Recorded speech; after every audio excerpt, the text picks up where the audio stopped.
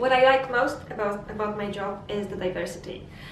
It means that during one day I can be analyzing the source text and creating instructions for translators. Later on, I answer translators' questions and doubts. I analyze the feedbacks, I create glossaries, update reference materials. So basically I do lots of things and I simply cannot get bored with it. And whenever I'm done with analyzing the source text, then there's always something else to do. And it's always related to the quality, it's always related to helping translators do their job properly.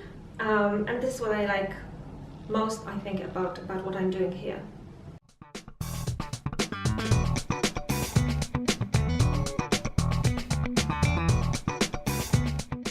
There is this idea of quality at the source. And for many people it may seem like, what are we talking about? But as a matter of fact, from our perspective, it's extremely important. Imagine that you are translating a project into 30 languages.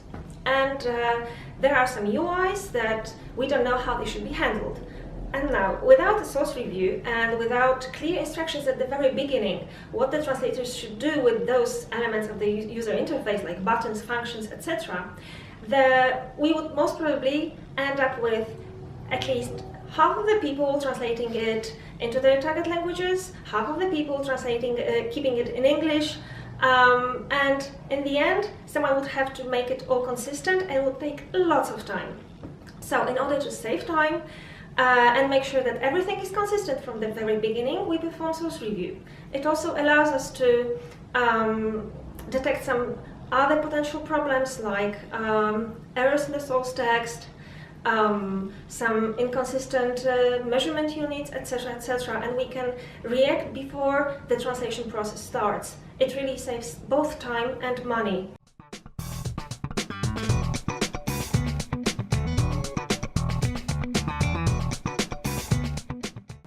Terminology database is very important for translators because they have something they can refer to.